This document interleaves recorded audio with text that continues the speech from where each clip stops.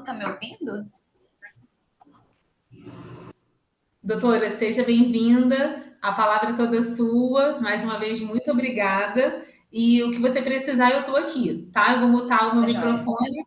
E o que você precisar, você já está como co-participante e assim você já pode compartilhar a sua tela, tá? Obrigada. Boa noite, pessoal. Todo mundo tá me ouvindo? Dá um ok aqui no chat, por favor, para ver se eu preciso só fazer algum ajuste do microfone do computador. Beleza.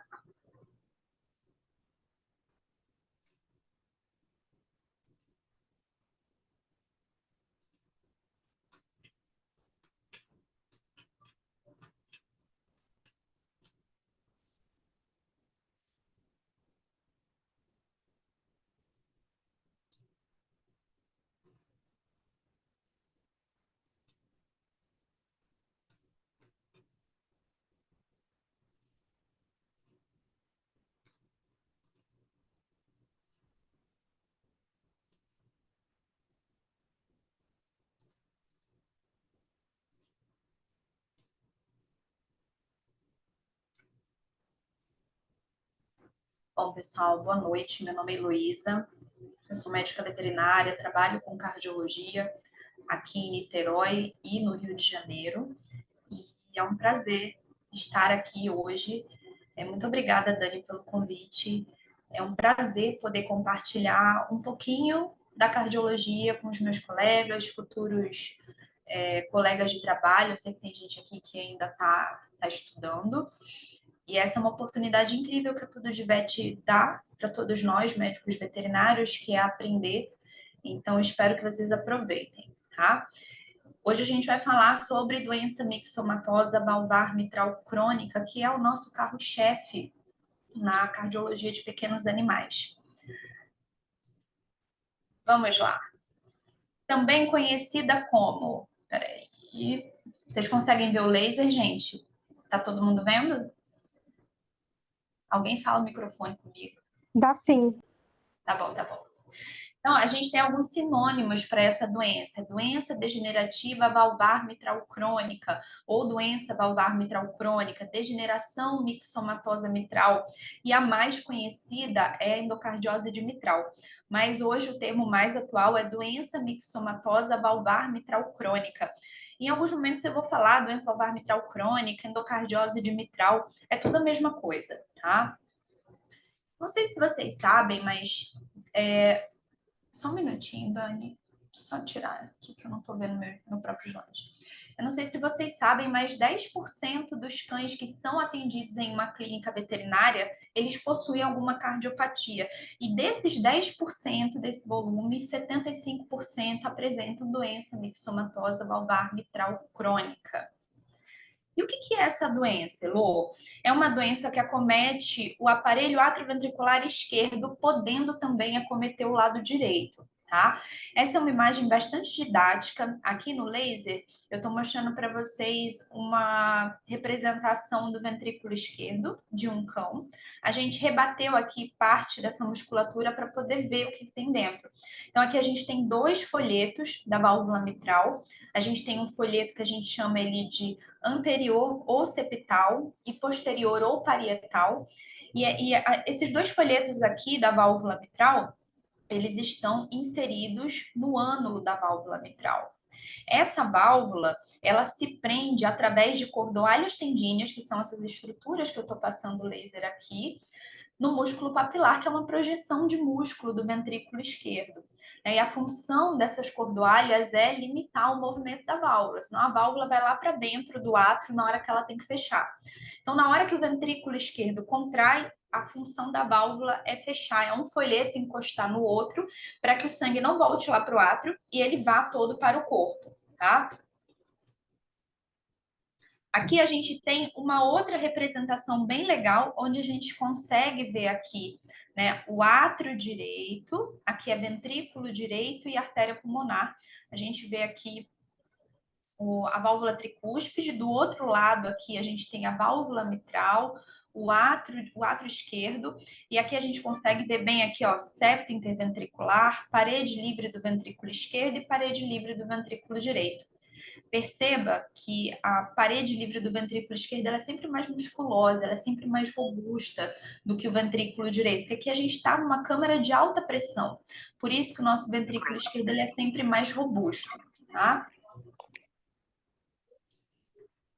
Aqui é como se a gente tivesse rebatido e desenrolado literalmente esse desenho da válvula mitral. Então, a gente consegue ver aqui o folheto, a gente consegue ver as cordoalhas tendíneas e a gente consegue ver aqui o músculo papilar, tá?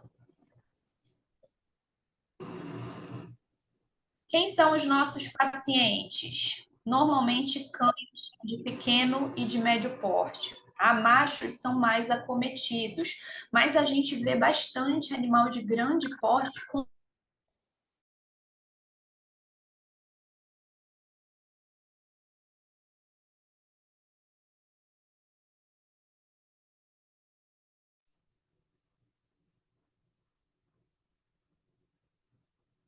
Dani, tá me ouvindo? Vocês estão me ouvindo? Aconteceu alguma coisa aqui.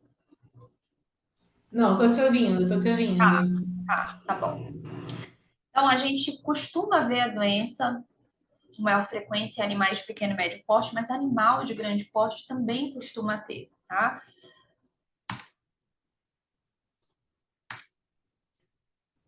A gente tem algumas raças que sabidamente têm predisposição. Aqui no Brasil a gente quase não vê essa raça. Eu tenho alguns pacientes que são Cavalier King Charles e eles têm predisposição ao desenvolvimento precoce da doença. Então a gente vê animal muito novinho, já com processo degenerativo e já com insuficiência na válvula mitral. E uma coisa muito interessante é porque a maioria dos animais, eles vão ter um sopro que a gente consegue ouvir na auscultação, a gente consegue auscultar anos antes dele ter sintoma. Então, essa é uma doença crônica, progressiva, daí a importância da gente auscultar o nosso paciente quando a gente está fazendo a consulta, mesmo que o assunto não seja cardio, né? A gente tem a obrigação de auscultar todos os pacientes. E falando em ausculta, vocês sabem auscultar adequadamente seus pacientes? Aqui a gente tem veterinários formados, a gente tem veterinários em formação, mas é sempre bom a gente falar sobre a auscultação cardíaca. Então, no próximo slide aqui, eu vou mostrar para vocês um vídeo que está disponível no meu Instagram. Aqui tem o QR Code do meu Instagram. Quem não me segue, quiser acessar esse conteúdo, é só colocar o celular aqui. E aqui, esse é um vídeo bastante fácil e explicativo sobre como que a gente faz a auscultação em cães, tá bom? Então, vou passar aqui para vocês.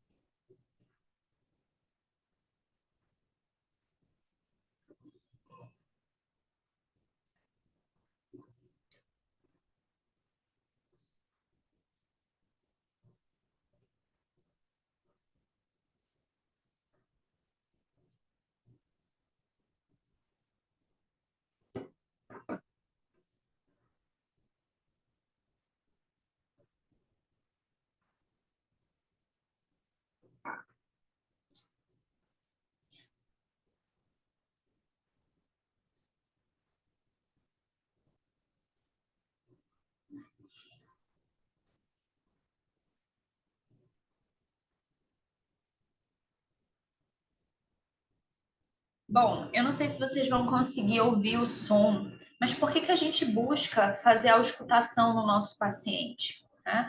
A gente busca o sopro, né? O sopro é o som que a gente vai ouvir no momento em que tiver uma regurgitação de sangue para dentro do átrio. Então, como eu falei para vocês, a válvula mitral, a função dela é fechar, é coaptar um folheto no outro no momento em que o ventrículo esquerdo contrai. Porque quando o ventrículo esquerdo contrai, ele quer mandar sangue para o corpo. Então, se essa válvula tiver algum processo degenerativo ou uma coaptação inadequada, fica um buraquinho. E é justamente por esse espaço que o sangue volta lá para dentro do átrio. E esse retorno é esse tum, tum, tum, que a gente já escuta no nosso paciente. Por isso que é importante. O foco mitral, ele é o mais fácil de ser auscultado. Então, a gente pega o paciente e coloca ele em estação. A nossa mão esquerda, a gente coloca no tórax do paciente e onde eu sentir o coração batendo na minha mão, eu vou colocar o meu estetoscópio. E ali eu vou estar no foco mitral. E aí você vai fazer a auscultação sem pressa, num ambiente tranquilo, o máximo de tempo possível. É claro que alguns pacientes ficam ansiosos, ficam arfando. Às vezes, esse arfar faz a gente pensar que tem sopro, né? E na verdade não é, é a respiração. Então, assim, existem muitas limitações quando a gente está falando de examinar animal, mas a gente tem que tentar auscultar por mais difícil que seja, tá? Não sei se vocês estão conseguindo ouvir, mas é um sopro sistólico. Por que a gente fala sopro sistólico? Ele acontece na sístole ventricular. Então, o sopro da doença valvar mitral, ele é um sopro sistólico, porque no momento da sístole, eu não tenho essa coaptação adequada dos folhetos da válvula mitral e eu escuto, em vez da gente ouvir um tum, tá, a gente escuta um tá. Beleza? Gente, mas o que que acontece, né? O que que causa esse processo degenerativo? Então, o que a gente sabe hoje é que acontece uma alteração nos componentes celulares e na matriz intercelular do aparelho valvar, incluindo as cordoalhas. Então, ali a gente tem uma série de, uma quantidade de células intersticiais que elas começam a adquirir propriedades de miofibroblasto. E esses miofibroblastos, eles começam a aumentar as enzimas proteolíticas. O que uma enzima proteolítica faz? Vai degradar colágeno, vai degradar elastina. Só que ela acaba fazendo isso numa velocidade muito maior do que as células intersticiais conseguiriam repor. Então, o processo degenerativo é em decorrência de uma mudança, né, numa alteração do conteúdo do colágeno e no alinhamento das suas fibras, gerando um aspecto nodular. Quando a gente faz o ecocardiograma, a gente vê como se fossem umas bolinhas na pontinha, né? Tudo isso por conta desse processo degenerativo. Essa aqui foi uma necrópsia que eu fiz de um paciente meu, muito querido, e esse foi um dos pacientes mais resistentes que eu atendi. Eu ficava muito impressionada quando ele descompensava, eu ajustava a medicação e ele se recuperava de uma maneira incrível, né? E aí, quando ele veio a óbito, nós pedimos autorização e aí eu fiz a necrópsia e ele praticamente não tinha válvula, né? Tinha cordoalha tendínea aqui e a válvula completamente degenerada e um coração extremamente globoso, extremamente globoso. Então, essa é uma imagem muito legal, tá? É de um livro bem interessante de medicina humana, onde a gente percebe aqui os dois folhetos da válvula mitral normais e aqui o folheto com processo degenerativo, né? E aí ficam essas lacunas e aí a gente começa a ver aspecto nodular na nossa válvula. Então, a gente vai ver agora no ecocardiograma, que é a parte mais legal da cardiologia, na minha opinião, é a gente ver o coração batendo. Então, hoje eu vou conversar bastante sobre eco com vocês, para que vocês possam começar a analisar os exames de uma maneira crítica e sempre muito respeitosa com o trabalho do colega, mas a gente tem que ter condição de analisar aquilo que é enviado para a gente.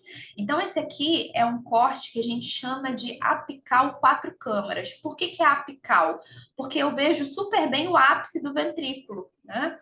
4 câmaras porque eu tenho 4 câmaras. Então, aqui eu tenho o átrio direito, átrio esquerdo, ventrículo direito e ventrículo esquerdo. Vocês estão acompanhando o laser aqui? Alguém fala para mim, por favor, tá? Porque... Sim, sim. Beleza, beleza. Então, aqui, separando os dois átrios, eu tenho o septo interatrial e separando os dois ventrículos, o septo interventricular.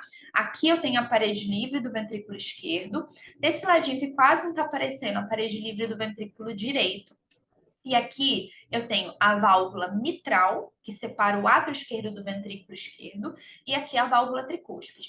Então, no ecocardiograma normal, a gente vê os dois folhetinhos da válvula mitral bem fininhos, né? E eles fecham de maneira adequada. Quando a gente tem uma válvula degenerada, o que a gente vê é isso aqui, um aspecto como se fossem umas bolinhas mesmo na válvula. Tá? Acho que aqui tem. Deixa eu colocar aqui para vocês o vídeo para que vocês possam ver. Percebam que a pontinha dessa válvula, vocês conseguem ver a mãozinha, gente, aqui ou não? Só o laser? Consegue ver a mãozinha que eu tô botando aqui ou não tá vendo a mãozinha? Tá, vou usar a mãozinha então que é mais fácil. Então, gente, o que eu tenho aqui? Eu tenho um átrio esquerdo aumentado e eu tenho aqui os folhetos da minha válvula mitral com a ponta, parece um brócolis, um cotonete, aí depende da imaginação de quem tá vendo, mas a gente percebe também que ele não fecha adequadamente. A gente tem outros recursos no ecocardiograma para verificar que a válvula não fecha adequadamente, está retornando sangue para dentro do átrio. Mas a gente vai começar bem no básico para que vocês possam entender. Bom, aqui a gente consegue ver lado a lado, né, para a gente poder fazer a comparação, uma válvula normal e uma válvula degenerada. Então, percebam aqui essa válvula bem fininha, um átrio pequenininho. O átrio esquerdo, normalmente, ele tem que ser aproximadamente 1/3 aqui do ventrículo esquerdo. Então, aqui a proporção está normal, né? E a válvula fininha. Olha do lado aqui, do lado direito, como esse átrio está grande, ele está quase metade desse ventrículo, né? E a válvula mais degenerada. E aqui eu consigo ver um monte de veia pulmonar bem dilatada. Beleza? Bom, cardiopatia versus insuficiência cardíaca congestiva. Então, gente, faz diferença se o meu paciente tem cardiopatia ou insuficiência cardíaca congestiva? O que vocês acham? É tudo a mesma coisa? Quero respostas no microfone.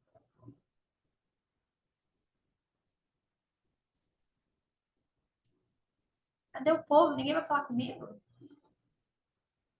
Deixa eu ver, que eu tô vendo aqui. Não tô te ouvindo, não tô te ouvindo.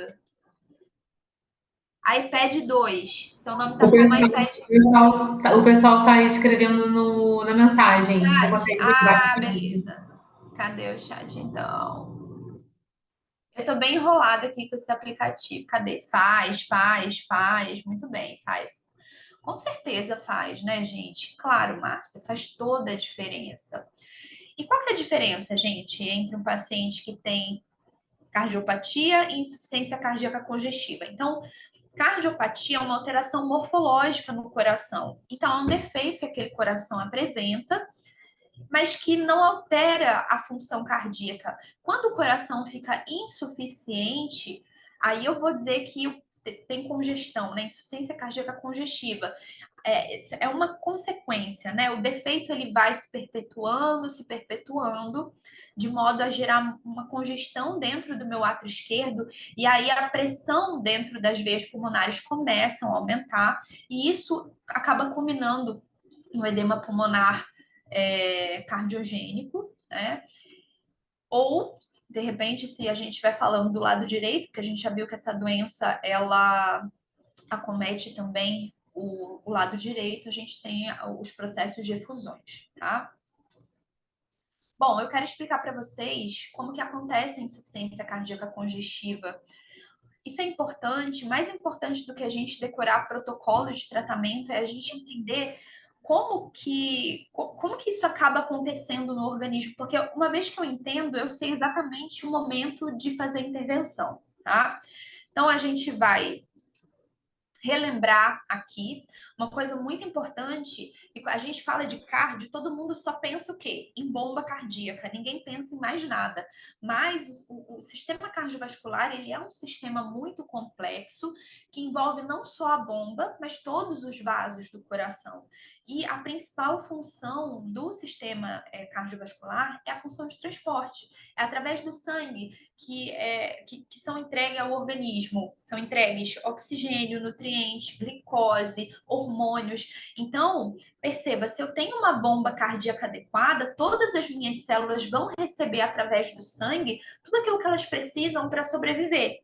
Ao mesmo tempo, se eu tenho um coração insuficiente, você concorda que todas aquelas substâncias que são essenciais para o funcionamento das células não vão ser entregues na quantidade adequada? E aí o organismo ele começa a ativar mecanismo compensatório para tentar lidar com aquela situação. Mas toda vez que eu tenho o sistema cardiovascular prejudicado, todos os outros órgãos, de certa forma, também ficam prejudicados. Então, a gente tem aqui nosso átrio direito. Então, o sangue, ele chega no átrio direito por duas veias cavas. A gente tem aqui a veia cava superior, ou veia cava cranial, e a veia cava caudal, que aqui está no desenho como veia cava inferior. Então, todo o sangue que precisa retornar ao coração para ser oxigenado, vai chegar basicamente aqui por esses dois vasos. Então, a região de cabeça, de ombro, tudo vai ser drenado aqui, ó, pela veia cava cranial. E o restante do corpo, a veia cava caudal. Então, o sangue ele entra aqui no átrio direito, passa pela válvula tricúspide e chega aqui no ventrículo direito. Quando ele chega no ventrículo direito, ele precisa ir para o pulmão. Então, tem um vaso que sai diretamente aqui do ventrículo direito, que é a artéria pulmonar, que vai levar o sangue que está pobre em oxigênio para que ele possa receber oxigênio. Receber o oxigênio, ele vai retornar para o meu ventrículo, para as minhas cavidades esquerdas pelas veias pulmonares. Então, chegou aqui no átrio direito pelas veias pulmonares, passou pela válvula mitral, ventrículo direito e aqui artéria aorta, e a partir daí a gente vai ter distribuição para todo o organismo. Quando a gente fala desse caminho que o sangue sai do ventrículo esquerdo até chegar no átrio, direito, eu estou falando de grande circulação. E quando a gente fala do caminho que o sangue percorre, desde a saída do ventrículo direito até a entrada, né, aqui da região do átrio direito, a gente está falando de pequena circulação, tá? E aí, gente, vamos pensar o seguinte: o que acontece se eu tenho uma válvula aqui? Prestem bastante atenção aqui na setinha, que eu não vou conseguir desenhar, mas eu tenho uma válvula degenerada e conforme o tempo vai passando, a primeira coisa que aumenta é o átrio esquerdo, né? Esse átrio esquerdo, ele fica aumentado, depois o ventrículo esquerdo também fica aumentado, só que, tem gente chegando aqui, deixa eu abrir aqui. Só que o que acontece? Toda vez que o meu coração ele não consegue mandar todo o sangue para o corpo e acumula no átrio, esse átrio vai crescendo. Só que ao mesmo tempo está chegando sangue das veias pulmonares para dentro desse átrio. Então, quanto maior for o tamanho desse átrio, pior para o nosso paciente, porque chega uma hora que ele não consegue aumentar mais. Então, as veias pulmonares, elas dilatam. E aí, por conta desse aumento na pressão venosa, acaba tendo extravasamento de líquido para dentro do meu alvéolo. Então, daqui a gente já tem uma informação importante para o edema pulmonar. Eu preciso ter um paciente com doença valvar mitral crônica com remodelamento cardíaco. Então, se eu tenho um paciente que tem um sopro leve e ele chega na internação com dificuldade respiratória e eu sei avaliar esse eco, eu sei que ele tem doença valvar mitral, mas o átrio está pequenininho, né? Ele está de tamanho normal, pequenininho não, gente, tamanho normal, é pouco provável que seja um edema cardiogênico. Agora, se eu recebo um paciente na internação, ele é um paciente com sopro bastante audível, ele tem um átrio esquerdo muito aumentado, né, e ele entra na internação com dificuldade respiratória, é muito provável que seja edema cardiogênico. Pode não ser, a clínica é soberana, mas entendendo como que isso aqui funciona, a gente começa a ficar um pouco mais calmo no ambiente de internação, Não sei se todos trabalham em internação, eu trabalhei bastante tempo em internação, é muita tensão, né? Porque a gente tem muito medo de errar, mas errar é legítimo, nós somos falíveis. O que a gente tem que evitar é errar por não conhecer, né? Mas aqui, tendo conhecimento sobre isso, a gente vai tomar decisões mais acertadas. Alguns pacientes, eles têm átrios tão enormes, que eles fazem congestão retrógrada. Então, toda essa região aqui da artéria pulmonar começa a ficar congestionada, faz uma hipertensão pulmonar secundária ao processo da degeneração do lado esquerdo. E aí, por conta dessa pressão arterial pulmonar aumentada, o sangue vai começando a ter dificuldade de chegar do lado direito. E aí, o que acontece? O lado direito começa a remodelar, as veias cavas, elas começam a dilatar, e aí a gente pode ter extravasamento de líquido, tanto para a pleura, fazendo a efusão pleural, ou para o abdômen, fazendo a ascite. Então, para a gente ter um paciente que está fazendo a ascite por conta de problema do lado esquerdo, é um processo crônico e muito avançado, tá?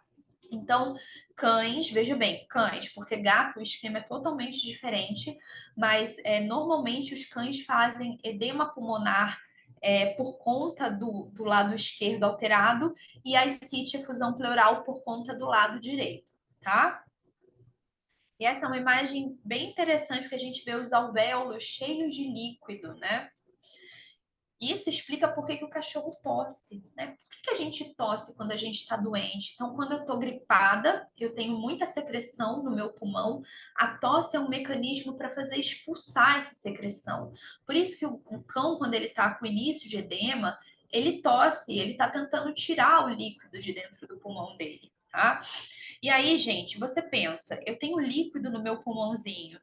Você acha que esse animal vai estar respirando adequadamente? Não. No lugar que deveria haver espaço para ele respirar, tem líquido. Então, é uma sensação de afogamento. Por isso que o paciente com edema pulmonar agudo, com dispneia, ele tem que ir para a emergência, né? Não adianta querer marcar uma consulta com o profissional da cardiologia nesse momento, porque o que vai salvar esse paciente não é fazer um ecocardiograma, um eletrocardiograma. Vai ajudar com certeza para a gente poder direcionar melhor o paciente. Mas na emergência, o que a gente precisa é secar esse pulmão, tá? Bom, vamos falar sobre sinais clínicos de insuficiência cardíaca congestiva. Vamos lá. Vocês conseguem ouvir? Sim. Obrigada. Quem fala, Adriano, valeu. Gente, essa é a tosse característica, né, do cardiopata. Mas a gente, além da tosse, a gente tem outros sintomas. E uma coisa muito importante. Outra explicação para a tosse no cardiopata é porque o átrio esquerdo, conforme ele vai crescendo, ele faz uma compressão mecânica no bronco principal esquerdo. Então, acaba que a tosse também tem um estímulo mecânico. E muitas vezes a gente não consegue cessar com a medicação. Por isso que o cardiopata ele tem tosse crônica e no edema pulmonar ele tosse ainda mais, né?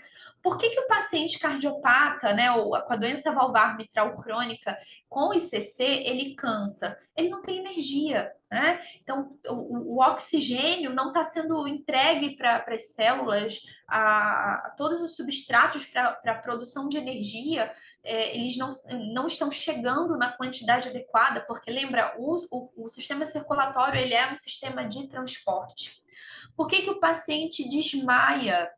O paciente pode desmaiar por baixa oxigenação, é o que a gente chama de síncope. O coração está tão insuficiente que ele já não consegue mandar, né, o sangue na quantidade adequada. Aí esse paciente se agita, né, ele fica ansioso. E aí ele não consegue ter a demanda de oxigênio que ele precisa para aquele momento. Então, a síncope, que é a perda temporária da consciência, quem já observou um episódio de síncope tem a sensação de que o animal, pum, morreu, e daqui a pouco ele ressuscita. Ele volta de onde ele continuou, como se nada tivesse acontecido. Isso é muito desesperador. O cliente entra em pânico, né? Eu tenho alguns clientes que falam assim: ah, Elô, eu faço massagem, eu respiro em cima, né? E é difícil você convencer o cliente de que no desmaio ele vai voltar. Difícil é saber se é só um desmaio, né? A intolerância ao exercício, ela também vai acontecer pelo mesmo motivo, a cianose e a caquexia. Por que que paciente com insuficiência cardíaca congestível, ou ele fica magrelo? Não sei se vocês já viram. Pacientes em estágios muito avançados, cães com doença valvar mitral crônica muito avançada, ele vai perdendo a musculatura. Então, esse paciente, você consegue ver aqui, ó, os processos espinhosos. Esse paciente está com ascite, tá, gente? Mas você consegue ver ele muito magrinho. O que acontece é que, como as células não estão recebendo energia necessária, eles começam a usar a musculatura como fonte de energia. Por isso que o paciente cardiopata, em estágio avançado, ele fica assim. Agora, é importante a gente fazer uma diferenciação, porque pacientes oncológicos também podem ter essa apresentação. Então, a gente tem que obviamente, conhecer todas essas características, mas também saber as diferenciações, porque isso não é patognomônico do paciente cardiopata descompensado. E o diagnóstico, gente? Como é que a gente vai fazer o diagnóstico? A gente tem o diagnóstico clínico, que normalmente é aquele susto da madrugada, é aquele poodlezinho bem velhinho, que normalmente ele quer te morder, que ele chega respirando mal, né? Ele chega puxando o ar. Normalmente eles ficam, né, em posição que nós falamos ortopneica, as patinhas no chão, e ele não consegue ficar em outro decúbito que não seja esse, né, ou external ou sentadinho, com a cabeça para cima, tentando puxar o ar. O diagnóstico clínico, ele envolve um bom histórico anamnese. Ah, Elô, mas no meio da emergência, você quer que eu fique conversando com o cliente? Quero. Eu quero que enquanto você esteja começando a fazer os primeiros preparativos, você pergunte pelo menos o essencial para ele. Esse paciente é cardiopata, ele já tem eco, toma medicação, desde quando ele começou a apresentar dificuldade respiratória. Faça um exame físico bem feito, a auscultação, tem que ser de domínio de todos os profissionais. E aí a gente precisa colocar isso como prioridade na nossa formação para quem está aí fazendo estágio, né? Vai para o estágio, eu sempre falo isso. Senta com o animal na internação, aquele que é bonzinho, senta com ele e dedica seu tempo a fazer a auscultação, a buscar os focos. Né? Se você tem dificuldade, chama quem tem um pouquinho mais de experiência. E se você que já trabalha na clínica tem essa dificuldade, tenta aprimorar a sua auscultação, porque isso faz toda a diferença. Eu tenho um paciente que está dispneico, mas ele não tem sopro. Calma, calma. Será que ele está com edema cardiogênico? Não estou dizendo que não, mas a gente começa a direcionar o nosso raciocínio para tomar melhores decisões. Então, identificar o sinal. Será que ele desmaiou ou ele convulsionou? Hoje é legal porque os nossos clientes eles conseguem filmar. Né? A gente tem aí o celular à nossa disposição. Nem sempre é possível, mas tentar identificar adequadamente se o paciente desmaiou ou se ele convulsionou e tomar atitude. E uma coisa muito importante, a clínica é soberana. O paciente emergencial, ele tem que ser admitido na internação. E a responsabilidade é sua, médico veterinário, futuro médico veterinário, de tirar esse paciente da crise. E aí, só depois que eu tirei esse paciente da crise, que a gente vai buscar outros diagnósticos, perdão, outros exames. Tá? Então, nós temos uma série de exames complementares que são importantíssimos. Não estou diminuindo de forma alguma a importância. Vocês vão ver, vocês vão perceber nos próximos slides como é importante a gente ter esse conhecimento, mas não na hora da emergência. Então, radiografia de tórax, excelente. Para o paciente que está dispneico, se você forçar uma posição, ele pode parar. Tá? Então, a gente não recomenda que paciente dispneico faça uma radiografia de tórax ou faça um ecocardiograma, a menos que seja o ecofast, aquele que a gente faz com o paciente estação, só para dar uma olhadinha. né? Se você tem um equipamento à sua disposição na clínica e tem esse treinamento, você não vai colocar ele numa posição desconfortável que possa comprometer a vida dele, isso só vai ajudar. Mas o exame completo de ecocardiograma é um exame demorado, o paciente fica em decúbito lateral, troca de posição, então ele não está respirando e eu tô ali fazendo um eco, isso não faz o menor sentido, tá? Outra coisa importante que eu quero falar sobre radiografia é óbvio, né? A gente vai sempre observar todos os aspectos de que uma radiografia vai trazer para a gente, mas radiografia de tórax é exame de pulmão e outras estruturas, tá? Exame para a gente determinar tamanho de coração é o eco, tá? Muitas vezes o paciente ele tem uma conformação de tórax distinta, ele tem muita gordura ao redor do coração, e aí parece que ele tá com o coração muito aumentado, e na verdade ele não tá.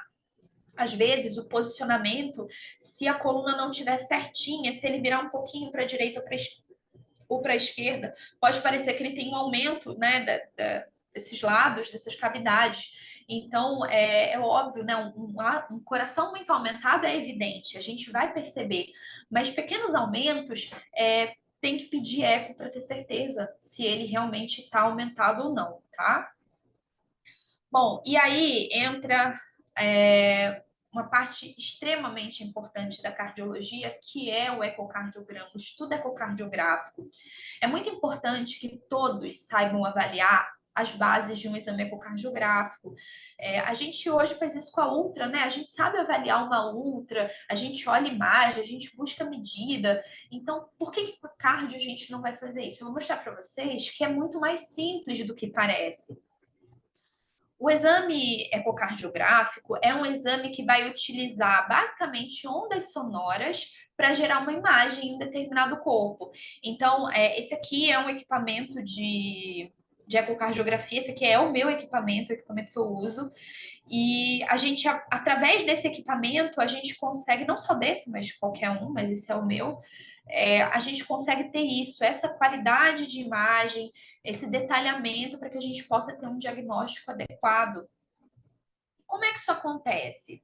A gente tem as sondas, né? Não sei se vocês já viram, todo profissional da cardio não quer que você chegue perto da sonda. Por quê? Porque aqui na sonda a gente tem cristais aqui na beiradinha da sonda. E são esses cristais que vão fazer com que a gente tenha a formação de onda sonora. Então, esses cristais que a gente chama de cristal piezoelétrico, eles começam a vibrar. Essa vibração gera onda sonora. E essa onda vai se propagar pelo corpo do paciente. É basicamente isso aqui que acontece, ó. Aqui eu tenho um aparelhinho de ultrassom ou de eco e eu tenho um transdutor. O cristalzinho vai começar a vibrar, gera onda, essa onda bate no corpo do meu paciente e volta na forma de eco. Por isso que a gente não pode deixar a sonda cair. Eu deixei a minha cair, mas não quebrou, graças a Deus. Depois de quase 3 anos com esse equipamento, eu deixei minha sonda cair, mas deu tudo certo. Mas não foi de altura, né? Assim, caiu. É que para mim foi uma queda, tá, gente? Só quem tem um aparelho desse sabe o desespero que é qualquer batidinha. Mas é basicamente isso que a gente tem, tá? E os ecos voltam para o transdutor e aí eles surgem no aparelho com essa imagem lindíssima, tá? Belezinha? Tá tranquilo até aqui? Cadê minha comissão de som para falar sim? Porque eu não tô lendo o chat. Tá assim, tudo ok. Beleza. Vamos lá, então. É muito importante que todo mundo saiba avaliar imagem de eco, tá? Então, a gente tem duas maneiras quando a gente faz um exame ecocardiográfico, a gente avalia o coração de duas formas. Uma no maior eixo dele, que a gente chama de eixo longo, onde eu vou ver os meus dois átrios, átrio esquerdo, ventrículo esquerdo, átrio direito, ventrículo direito. Então, eu vejo meu coração deitado, né? E aí, a gente, para fazer esse exame, gente, essa aqui é minha filha, tá? Ela é minha modelo. A gente coloca o paciente em decúbito lateral direito, a gente palpa o batimento cardíaco para a gente ver onde que a gente vai colocar a sonda, posiciona da maneira adequada, e aí a gente começa a ter essas imagens aqui. E a gente também pode ver o coração no sentido transversal. Então, eu pego o meu coração, corto ele no meio e eu vejo várias bolinhas, né?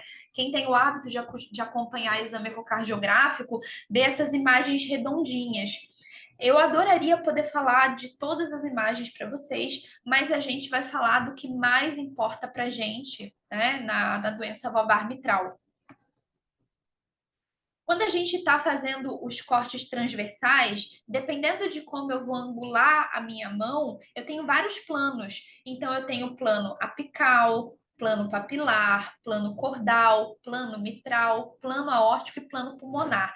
Então, gente, é óbvio que não tem como a gente falar disso de uma maneira mais detalhada, mas o que é importante para a doença valvar mitral a gente vai falar. Por exemplo, nesse corte aqui, eu estou no plano mitral. É o plano onde eu vejo a minha válvula mitral. O que eu estou vendo aqui? Eu estou vendo meu coração como se eu tivesse. O ventrículo esquerdo aqui um buraquinho, essa cavidade aqui hipoecóica. Aqui eu tenho meu septo interventricular. Essa região aqui mais densa, logo depois do septo, são as trabéculas do meu ventrículo direito. Essa meia-lua hipoecóica é o ventrículo direito. Aqui eu consigo ver a parede livre do meu ventrículo esquerdo. Essa película bastante brilhante, coladinha no meu coração, é o pericárdio. E eu consigo avaliar aqui a minha válvula mitral. Na outra imagem que a gente viu, logo no começo, a gente viu o coração de pé, a gente viu os dois átrios e os dois ventrículos. Agora a gente está vendo o coração na transversal, na altura da válvula mitral. E o que eu consigo perceber? Eu consigo ter uma noção da válvula mitral como um todo. Eu consigo ver essas duas cordinhas aqui, os dois folhetos, o folheto o septal e parietal, ou anterior e posterior, bem lisinhos, tá? Que é basicamente esse corte aqui que a gente está vendo. Aqui está a legenda, né? O desenho, né? Para a gente poder se localizar. Então, ventrículo esquerdo, ventrículo direito. Ventrículo esquerdo, ventrículo direito. Válvula mitral, válvula mitral. Bom, e nesse corte eu adoro fazer essa avaliação porque muitas vezes o paciente começa a ter degeneração num determinado ponto e aí daqui a 6 meses ele já tem outro. Então é mais uma informação que eu tenho para ver se esse paciente evolui, né? A gente consegue acompanhar a evolução da doença de várias maneiras no ecocardiograma. Então, aqui a gente tem a válvula perfeita e aqui a gente tem uma válvula degenerada. O que eu quero que vocês percebam? Percebam aqui na mãozinha. O vídeo parou até no momento que eu gostaria de que ele parasse mesmo. Tá fininho aqui e aqui tem um aspecto nodular. Aqui tem outra bolinha. Aqui eu não sei se é a transição. Vamos dar um play aqui de novo. Mas vocês conseguem perceber a diferença de uma válvula retinha, normal, completamente saudável, de uma válvula degenerada? Aqui, pausado, olha, aqui deu para ver bem que esse folheto aqui parietal está completamente degenerado, esse aqui tem várias nodulações e aqui está tudo direitinho, tudo bonitinho, tá? Esse aqui é um outro paciente que ele está com uma frequência cardíaca mais aumentada, e a gente tem aqui um ventrículo esquerdo, que eu costumo falar que ele está mais cabeçudo. Ele tá grande essa parte aqui, ó, aqui acima do músculo papilar, porque tem sobrecarga de volume. E aí, quando a gente pausa essa imagem, perceba, olha a distância que eu tenho aqui dessa válvula mitral até aqui no coração normal e a distância que eu tenho aqui dessa válvulazinha para um coração com sobrecarga de volume. Então, ele começa a ficar cabeçudo, literalmente cabeçudo. E aqui eu tenho uma válvula completamente degenerada. Bom, essa imagem é para mostrar para vocês que não existe isso de, mas você está falando isso porque o equipamento tem uma boa imagem, porque você sabe presetar. Não, esse aqui foi meu primeiro equipamento e a gente consegue fazer exatamente a mesma análise, tá? Não existe, é óbvio, cada equipamento fornece um determinado tipo de material, mas quando a gente domina o aparelho, a gente consegue pegar boas imagens. Olha o espessamento que a gente tem aqui nesse folheto, tá? É bem evidente. Outro corte muito importante que vocês vão ter que saber é a avaliação do plano aórtico, onde tem a famosa relação átrio esquerda aorta. Então, eu vou ver uma bolinha, no centro eu vou ver a aorta, eu vou ver aqui embaixo o átrio esquerdo, e esse átrio esquerdo ele parece uma baleia. tá? Vocês vão ver nas imagens. O rabinho da baleia é a aurícula esquerda. Aí a gente tem também átrio direito, válvula tricúspide e um pouquinho da pulmonar. Nem sempre a gente vê tudo tão detalhado, essa parte de cima na imagem, mas eu vou mostrar para vocês aqui no ecocardiograma. Se tem uma imagem que vocês precisam aprender a buscar nos exames de eco, é essa da relação átrio esquerda aorta, tá? Então, a gente vai ver basicamente isso. Essa bolinha daqui é a nossa aorta e aqui é o átrio esquerdo. E essa é uma medida que todos nós temos a obrigação de saber, que é a relação átrio esquerda-aorta. O que é isso? Eu vou medir a minha aorta, vou medir o meu átrio esquerdo. Vou dividir o átrio esquerdo pela aorta, e essa relação tem que ser menor do que 1,6 em cães. Quando essa relação ela está maior do que 1,6, significa que o meu paciente ele tem aumento de volume atrial. Outra coisa muito importante é que, tá bom, eu não vou conseguir decorar esse número, então entenda que o átrio esquerdo, ele tem que ser mais ou menos do mesmo tamanho da aorta. Eles têm mais ou menos o mesmo diâmetro. Às vezes o átrio esquerdo é um pouquinho maior. Então, quando eu pego um átrio esquerdo como esse daqui, só de olhar, eu sei que ele está aumentado. Vocês conseguem perceber que ele deveria vir até mais ou menos aqui, né? Assim, considerando essa relação 1:1, 1 e pouquinho. Então, assim, quantas aortas cabem aqui dentro desse átrio esquerdo? Muitas. Então, esse é um paciente que tem, obviamente, um aumento de átrio esquerdo e esse aqui é um átrio esquerdo normal. Isso é muito importante para o clínico. Chega o paciente na internação, ele fez eco recente, ele tá com dispneia, ele tá com esse átrio desse tamanho, somado, obviamente, a todas as outras alterações que a gente vai ter que considerar, é provável que seja cardiogênico.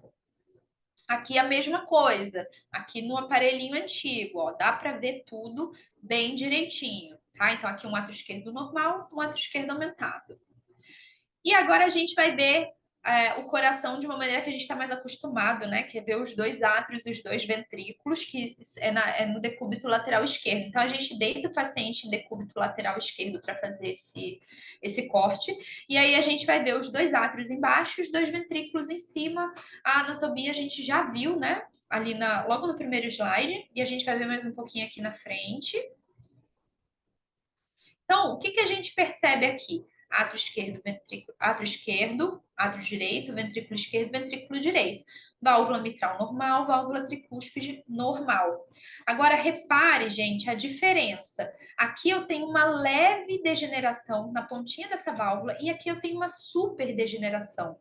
Perceba o tamanho do meu átrio esquerdo aqui, ele é aproximadamente 1/3 do meu ventrículo esquerdo.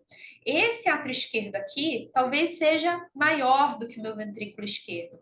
Então, dentre os dois pacientes com doença valvar mitral crônica, esse paciente aqui da direita, ele tem uma imensa chance de fazer edema pulmonar cardiogênico. Aqui é o estudo Doppler colorido. Como é que eu sei que está voltando? A gente faz o eco e a gente vai usar a função Doppler colorido porque ele vai mapear a movimentação das hemácias. O que acontece? Para eu entender o Doppler colorido, e que não tem nada a ver com sangue venoso nem arterial, eu só preciso saber de onde o sangue sai, para onde ele vai. E qual o posicionamento que eu estou no meu exame. Por exemplo, aqui eu tenho o átrio esquerdo e aqui eu tenho o ventrículo esquerdo. Perceba que o caminho natural do sangue é do átrio para o ventrículo, e não do ventrículo para o átrio, certo? Perceba que aqui a gente tem uma escala de cor. Tudo que se aproxima da sonda, que a nossa sonda está aqui, né? Ou seja, tudo que sobe tem que subir em vermelho. Então, o sangue, quando ele sai do átrio para o ventrículo, é natural que faça essa faixa vermelha para cima. Agora, perceba que eu tenho uma pequenina regurgitação, eu tenho um pouquinho de sangue descendo na coloração azul. Por que está azul? Porque ele desceu, não é para ele descer. Esse retorno de sangue é a regurgitação, é a insuficiência, que nesse paciente é leve e nesse paciente é uma insuficiência muito importante. Aqui a mesma coisa no aparelhinho antigo, uma insuficiência leve, né? E essa é uma imagem espelhada aqui que a gente consegue fazer no aparelho também, tá bom? E essa é uma insuficiência vulcânica, né, gente? Esse átrio aqui, ó, tá louco, ele tá muito grande, ele tá maior que o ventrículo esquerdo. Bom, agora a gente vai falar sobre o consenso, né? Em 2019, foi publicado o consenso da doença valvar mitral crônica no Akivim. E esse consenso, ele foi muito importante para a gente começar a padronizar a classificação do nosso paciente e determinar as melhores condutas para cada estágio, tá? Esse é um trabalho muito legal. Ele está disponível gratuitamente aí na internet e quem quiser eu tenho traduzido, tá bom? Vamos lá. Esse trabalho classifica os pacientes em 5 etapas: estágio A, B1, B2, C e D. Quem que é quem? Estágio A é o paciente que não tem nenhuma doença, mas ele é de raça predisposta. Então, esse é um paciente que, lá na rotina pediátrica, chegou pequenininho, eu vou contar para o meu cliente que ele tem predisposição a ter uma doença cardíaca. A gente vai orientar. Então, o estágio A é esse paciente que tem o eco perfeito, válvula perfeita, átrio perfeito, tudo bonitinho, tudo proporcional. É o paciente, quando eu vou olhar a válvula mitral dele, ela tá lisinha, abre e fecha adequadamente. Então, aqui eu tenho um eco de um paciente B1, um paciente estágio A, que é o eco normal. Essa aqui é uma imagem que eu tenho átrio esquerdo, ventrículo esquerdo da aorta. É só eu olhar aqui o tamanho da aorta, do átrio esquerdo, eu já sei que esse átrio está normal. Aqui é a minha imagem do meu cogumelo, que é o meu ventrículo esquerdo. E aqui os 4 câmaras, onde a gente consegue ver as válvulas perfeitas, cavidades de tamanho adequado. O átrio esquerdo é aproximadamente 1/3 do meu ventrículo esquerdo. O meu átrio direito ele é um pouquinho menor ou do tamanho do átrio esquerdo. E o ventrículo direito ele tem que ser 1/3 ou metade no máximo do meu ventrículo esquerdo. Tá? Então, só através dessas relações proporcionais a gente já bate o olho e já sabe que está normal. O paciente estágio B é o paciente cardiopata. Ele tem uma alteração estrutural no coração. Ele é cardiopata. Ele não tem insuficiência cardíaca congestiva, porque ele não tem sintoma. É o paciente assintomático. Bom, a gente tem. Essa é uma piada que eu estava até falando com a Dani. Eu vou tirar, porque essa nova geração não viu bananas de pijama, mas a gente tinha B1 e B2. E B1 e B2 são as divisões do estágio B da doença valvar mitral. Quem que é estágio B1? É o paciente que tem doença estrutural, mas não tem coração aumentado. Então, quando eu faço eco desse paciente, vamos olhar essa imagem aqui, ó, átrio esquerdo, átrio direito, ventrículo esquerdo, ventrículo direito. Perceba que o meu átrio esquerdo não está aumentado. Quando eu faço aqui a minha relação átrio esquerda aorta, ela é menor do que 1,6. Eu percebo que a minha válvula está degenerada, mas o meu coração está de tamanho normal. Se o meu átrio não está aumentado, esse paciente é muito pouco provável que ele tenha sintoma, por isso que esse paciente a gente considera B1. Só que essa doença, ela é progressiva, gente. E conforme ela vai progredindo, o paciente permanece assintomático. Então, a próxima fase é o estágio B2, onde ele também não tem sintoma. Só que nessa etapa da doença, o meu coração começa a aumentar. Perceba aqui, ó, meu átrio esquerdo está aqui, o meu ventrículo esquerdo é a minha aorta. Aqui ele já está um pouquinho maior do que nessa imagem aqui da esquerda, onde eles estão quase do mesmo tamanho. Então, eu vou considerar o paciente estágio B2 quando a relação átrio esquerda aorta for maior do que 1,6 e quando o diâmetro do ventrículo esquerdo normalizado pela superfície corporal for maior do que 1,7. O que é isso, Elô, normalizado? Já vou explicar para vocês. Então, aqui a gente tem a relação átrio esquerda aorta, que todo mundo precisa aprender a olhar a imagem. Então, aqui eu tenho a aorta átrio esquerdo, vou medir minha aorta, medir meu átrio esquerdo, essa relação deu 1,5, tá normal. Agora eu tenho outro paciente, a aorta átrio esquerdo, aqui deu 1,6, já tá aumentado, tá? O valor normalizado do ventrículo esquerdo na diástole eu vou botar o meu ventrículo esquerdo no momento do relaxamento, que é a diástole, vou medir e vou fazer uma normalização pela superfície corpórea. Tem uma formulazinha que faz isso pra gente, tá? Então, a partir de 1,7, a gente já vai considerar que esse paciente está com aumento de ventrículo esquerdo, que no caso é o paciente da direita, e aí, se ele tiver esses critérios e ele for assintomático, a gente considera ele como paciente B2. Aqui a gente consegue ver um paciente B1, uma insuficiência bem levinha, e um paciente B2, aqui já com uma insuficiência moderada a importante, mas os dois são assintomáticos. E o paciente C e D? O paciente C e D, ele está em insuficiência cardíaca congestiva. Esse é um paciente que ele precisa de internação. Então, ele tem tosse, cansaço, desmaio, e a manifestação mais grave é o edema pulmonar, tá? Também podendo estar com ascite e efusão pleural, tá? Em casos ainda mais avançados. Qual que é a diferença entre C e D, Lô? C é o paciente que entrou no sintoma. Eu medico ele, ele vai para casa.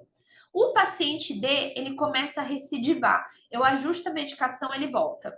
Aí daqui a 15 dias ele volta de novo, aí fica um mês. E hoje a gente percebe, eu percebo nos meus pacientes que eles ficam muito tempo no estágio D. Eu já tive paciente mais de ano em estágio D, que descompensava, voltava, descompensava e voltava. Isso é evolução natural da doença, porque o tratamento, ele não é para desfazer o processo degenerativo e nem voltar o coração ao tamanho normal. A gente não consegue desfazer as consequências. O que a gente consegue fazer é controlar as manifestações clínicas em decorrência dessas alterações, mas a doença vai evoluir. E aí, gente, aqui a gente tem um paciente com coração muito grande, ó, átrio esquerdo, ventrículo esquerdo. A válvula mitral está super degenerada e se você prestar atenção, tem um buraco, ela não fecha mais, porque ele dilatou tanto o ânulo da válvula que fica um buraco, ela já não fecha mais, tá? Outra coisa interessante de perceber, olha o septo interatrial como ele está abaulado em direção ao nosso átrio direito. Ele é para ser retinho, né? Como a gente viu em outras imagens, em outros cortes. Quando a gente coloca o Doppler colorido e a gente vai mapear o direcionamento da hemácia, a gente percebe o quê? Que tem muito sangue voltando para dentro do átrio. Aqui, tanto do átrio direito quanto do átrio esquerdo.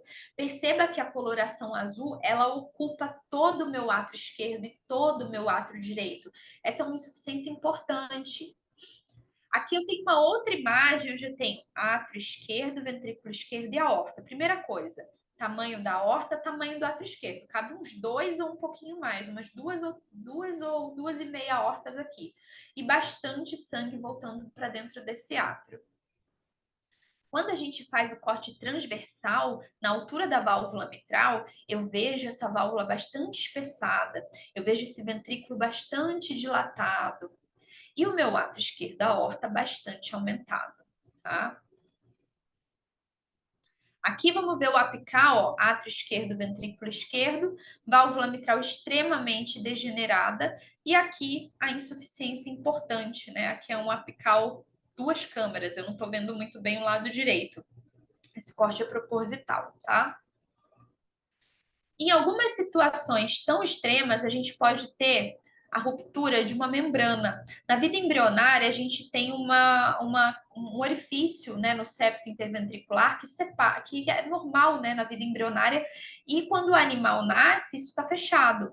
E aí, às vezes, só que essa região ela é bem leve, ela é bem delicada. Quando o átrio cresce demais, pode ter ruptura. E aí vai ter comunicação interatrial secundária a um processo degenerativo alvar mitral avançado. Então, eu vejo sangue saindo do átrio esquerdo para o átrio direito. Consegue ver essa faixa vermelha subindo? Lembra que eu falei que a coloração que a gente vai ver depende da direção assim, depende do referencial, não é normal sair sangue do átrio esquerdo para o átrio direito. Então, tudo que vai para cima vai subir em vermelho. Então, aqui eu consigo ver, né, que tem uma faixinha subindo para dentro do meu átrio. E aqui eu consigo, se eu for olhar, ela tá aqui, ó, tem um buraquinho aqui, a gente consegue ver super bem, ó, tá? Bom, em relação ao tratamento, tá?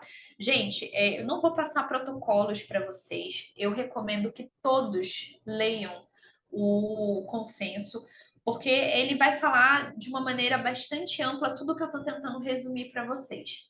Meu objetivo não é que vocês decorem o que vai ser usado em cada momento, mas que vocês entendam por quê. Então, o estágio A é o paciente que não tem doença cardíaca, tá? É um paciente que tem predisposição, talvez lá na frente ele passe a ter alguma alteração clínica, mas hoje não. Então, esse é um paciente que a gente não vai fazer nada, esse é um paciente que a gente vai orientar, tá? Nenhum tratamento, nada vai atrasar a progressão da doença, pelo menos não que a gente tenha conhecimento hoje, né? O paciente em estágio B1 é o paciente assintomático. Então, nessa fase, o paciente B1 não toma remédio. Isso quem fala pra gente é o consenso. É muito comum a gente ainda encontrar alguns pacientes B1 tomando o inibidor de ECA, né, o benazepril, enalapril, lisinopril. O consenso fala que a gente pode só acompanhar esse paciente, o que é muito bom, porque é menos um medicamento para ele metabolizar e excretar, visto que esse paciente provavelmente está numa idade um pouco mais avançada, o que não é verdade absoluta, porque esse paciente, eu já tive paciente de 6 anos,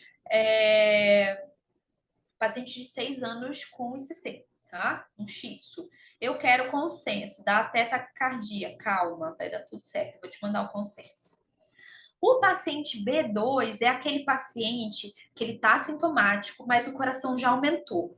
Quando eu faço a relação atra-esquerda aorta, tá maior do que 1,6. Quando eu faço o meu ventrículo, a medida do meu ventrículo na diástole, normalizada para a superfície corporal, tá 1,7 ou mais. Esse é um paciente que tem recomendação de usar o Pimobendan. O que o Pimobendan faz? O Pimobendan, ele é um inodilatador, inotrópico positivo. Então, ele melhora a força de contração. Se o meu coração ele tem uma capacidade de contrair mais, ele esvazia mais. E como ele também faz um pouquinho de vasodilatação periférica, existe uma resistência menor ao esvaziamento do sangue. Então, a tendência é que esse sangue sempre saia, né, com mais facilidade, evitando que ele continue se acumulando na velocidade que se acumularia sem o Pimobendan. O Pimobendan, gente, ele faz com que o paciente B2 fique mais tempo sendo B2. Agora, o quanto que esse tempo dura é muito individual de cada paciente. Tem paciente que é B2, mas que daqui a 6 meses ele evolui para C. Tem paciente B2 que não evolui. A minha cachorrinha, ela é B2 há 2 anos e meio. E se eu colocar o eco aqui para vocês verem, vocês vão ter taquicardia, porque até eu fico assustada quando eu faço o exame dela. Eu acompanho mais ela pela escuta, eu fico de olho nela. Quando eu faço o eco dela, eu fico até nervosa, porque é um coração muito remodelado. Talvez ela já fosse um paciente C se ela não estivesse tomando Pimobendan, tá? E existe também uma discussão sobre o inibidor de ECA para esses pacientes, né? O consenso teve aí não houve um consenso em relação a isso. Alguns profissionais recomendaram o uso do inibidor de ECA, eles usam, né, quando o átrio é realmente muito aumentado, outros não usam, só o Pimobendan. A minha cachorrinha, ela usa o inibidor de ECA e o Pimobendan, já há 2 anos e meio, tá? Beleza. E aí o paciente C é o paciente que, de fato, ele precisa de medicação, tá? A gente tem 2 momentos do paciente C. O paciente C com sintoma que chega na internação e ele precisa de atendimento imediato, e tem o paciente C que toma medicação em casa, tá? A gente, obviamente, quer que todo paciente C possa ser estabilizado e ir para casa.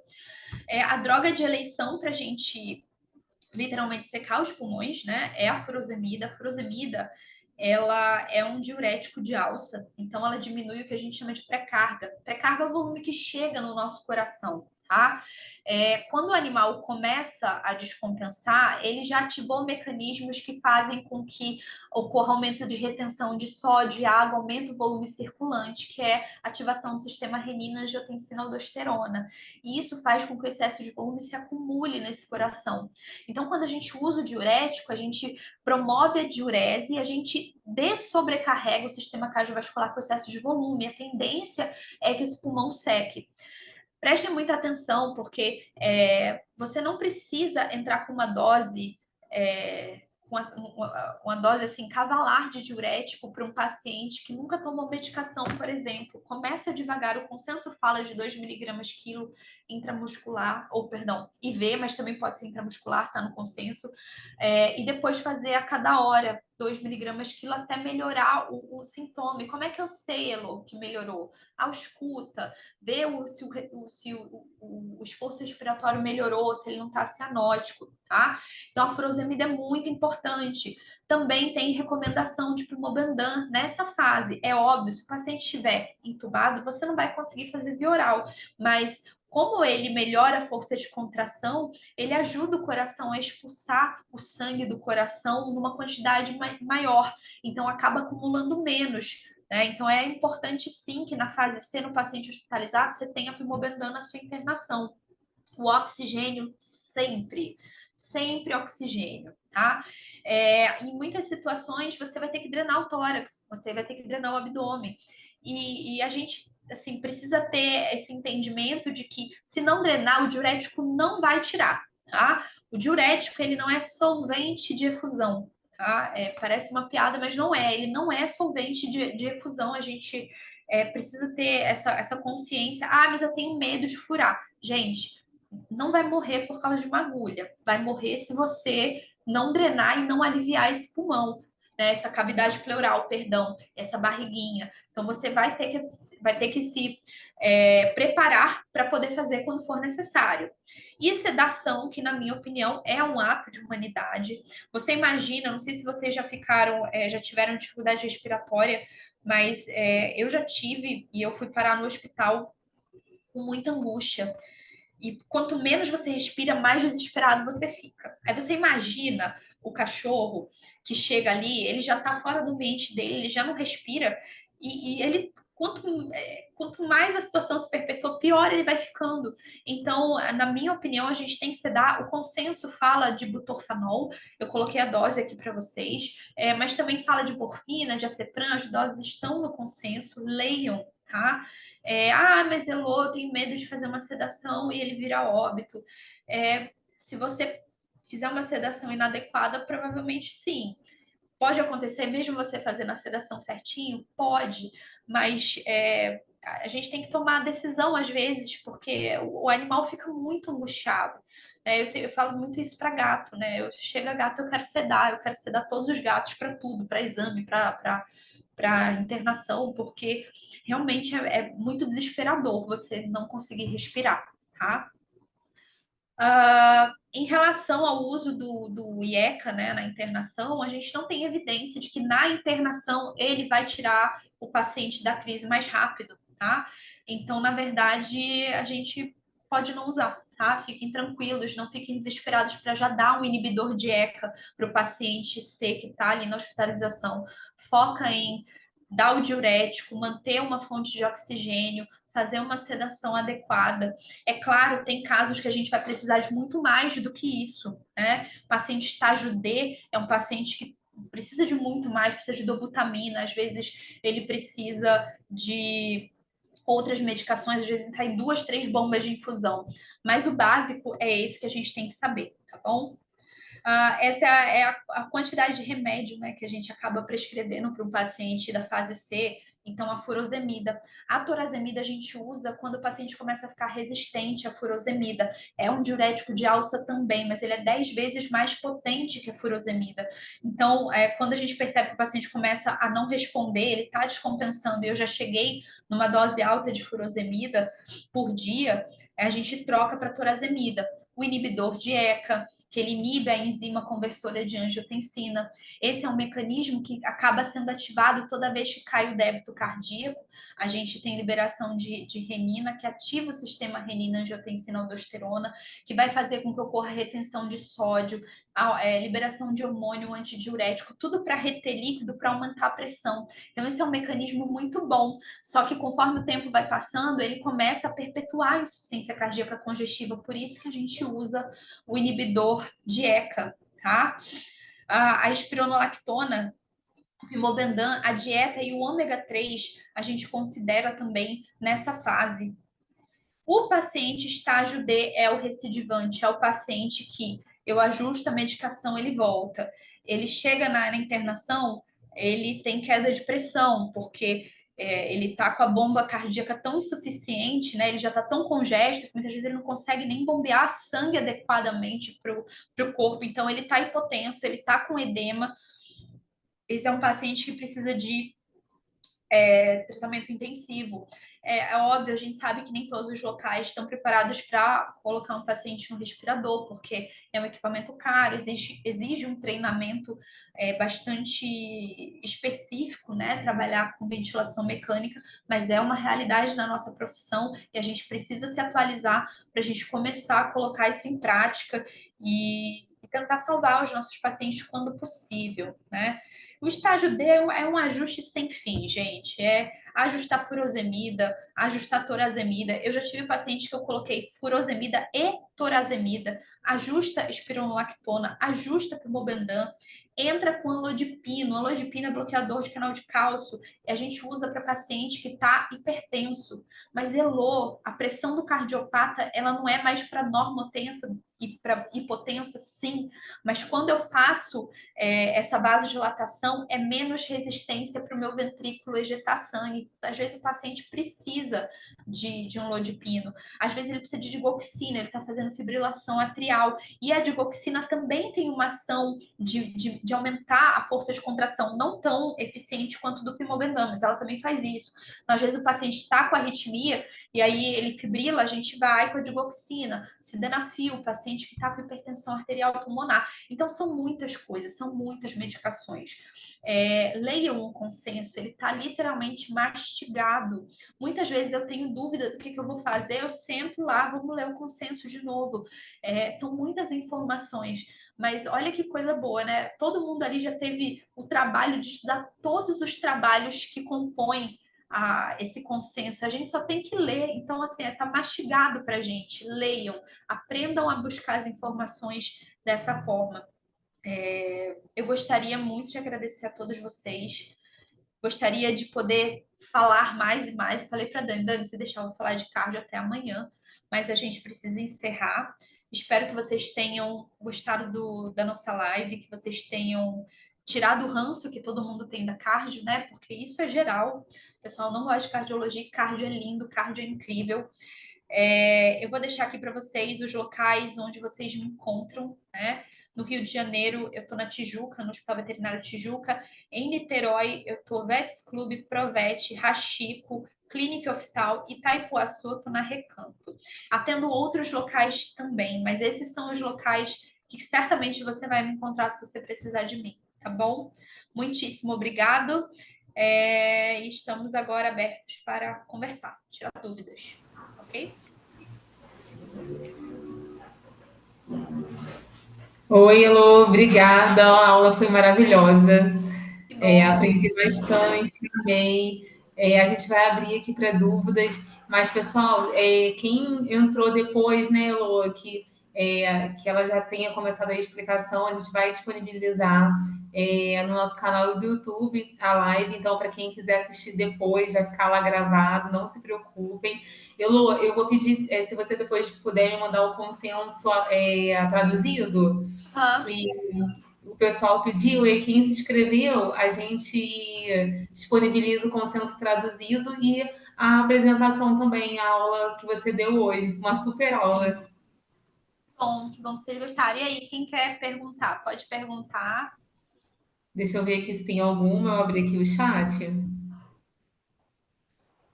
O pessoal está elogiando. Que bom, fico Parabéns, feliz. maravilhosa como sempre, é maravilhosa mesmo. Que aula, muito obrigada. Amei, foi ótimo, sempre maravilhosa, muito didática. Excelente, A minha excelente aula. autoestima tá lá em cima, gente. Gratidão. Todo mundo aqui, ó, aprendi demais, aula maravilhosa. Foi realmente Gente, cardio maravilhosa. não é difícil, cardio é incrível, cardio, tudo faz sentido, né? E aí, às vezes, a gente tem pouco, a gente tem pouca cardio na nossa formação. A gente entra no mercado sem saber direito, mas não é porque é uma deficiência só nossa, é nossa também porque a gente tem que correr atrás, obviamente, de aprender. Mas o nosso currículo, ele é muito generalista. E aí a gente sai sabendo um pouco de tudo e Uhum, sabendo nada, né? Assim, a gente sabe, eu sei um pouquinho de tudo, mas eu não sei profundamente nenhum assunto.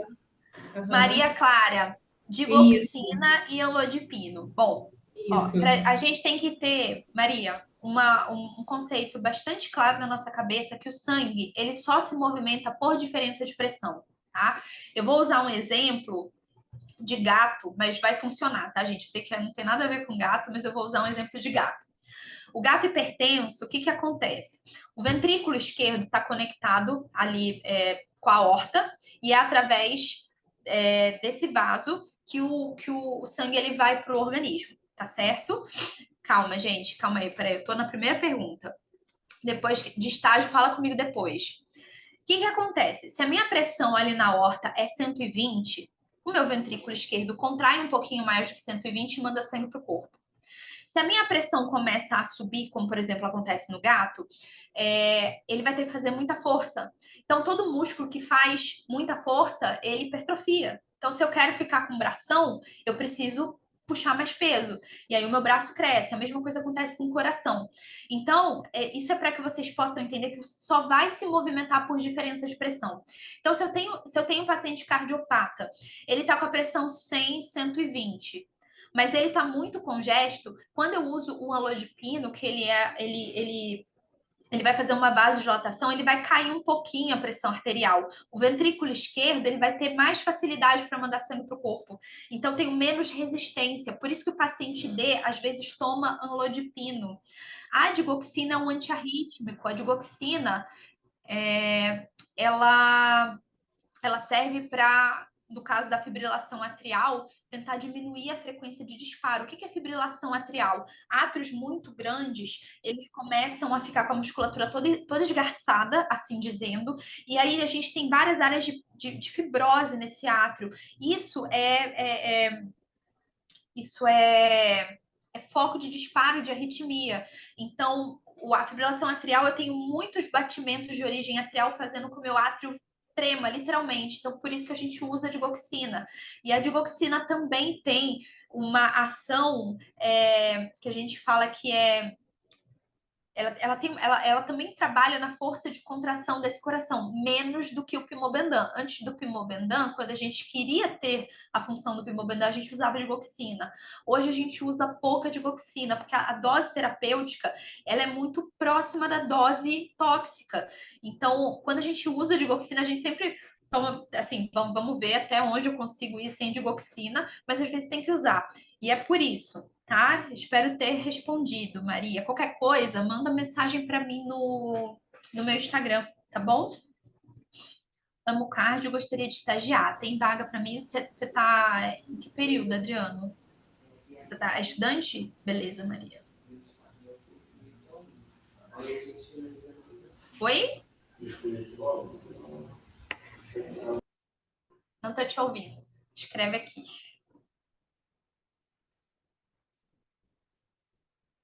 Pessoal, quem tiver alguma dúvida, pode escrever aí também, que está no oitavo período. Tá. Gente, quem não quiser falar, manda para mim aqui no chat, que aí a gente conversa. Pessoal, tem mais alguém com mais alguma dúvida? Se não tiver, a gente finaliza aqui. Como eu falei, a live vai ficar disponível lá no nosso canal do YouTube. Convido vocês a entrarem lá no nosso canal, tem bastante vídeo, bastante aula. A aula da Heloísa, a doutora Heloísa Holanda, a gente vai disponibilizar lá para vocês. Assim como os veterinários que se inscreveram, a gente vai mandar também a apresentação que ela fez hoje, junto com um consenso também traduzido que ela vai enviar para a gente. Muito obrigada quem conseguiu aí ficar com a gente até agora, né, às 9h27. Doutora Luísa, mais uma vez, muito obrigada. Foi um prazer estar com você essa noite. A aula foi maravilhosa.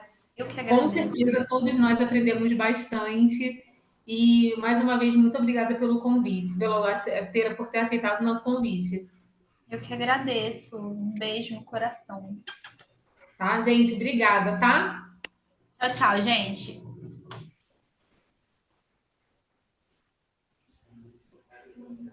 O Adriano perguntou aqui qual o seu Instagram. Adriana, deixei meu QR Code. Peraí. Vou botar aqui. Peraí, que nem eu sei, gente. Porque tem uns que tem ponto, tem outros que não tem. Peraí.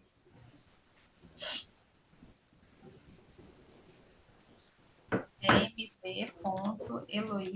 Holanda.